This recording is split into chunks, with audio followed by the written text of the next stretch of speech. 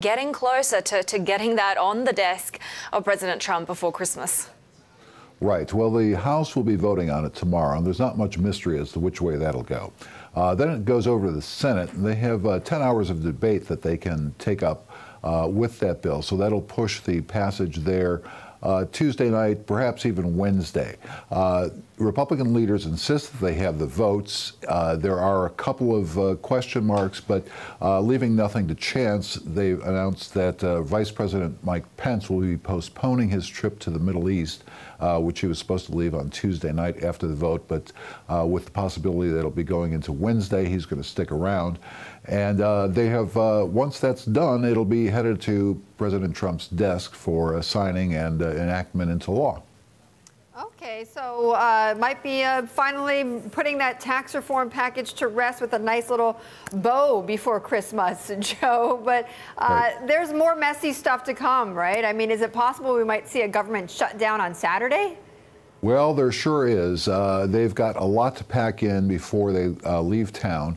There is a big debate over doing what's called a continuing resolution, a stopgap measure to keep the government funded.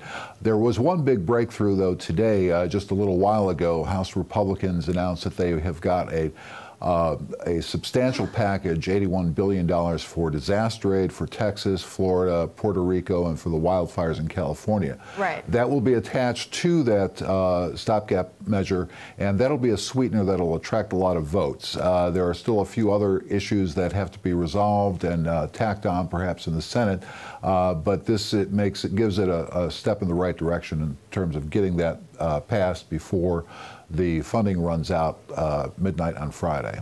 Now, Joe, let's turn to President Trump's national security agenda that he outlined today. What do you think the reaction is going to be from China, for instance, who he labeled as a strategic competitor?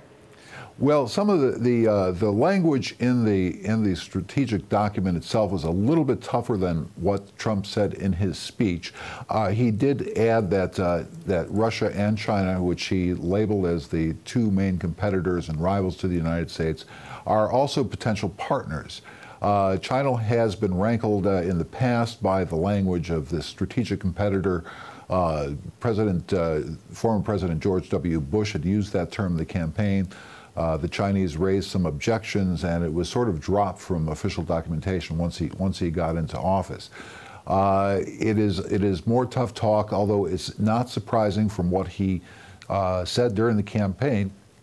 And he has still got to go through with some of his other steps to get China's cooperation on North Korea.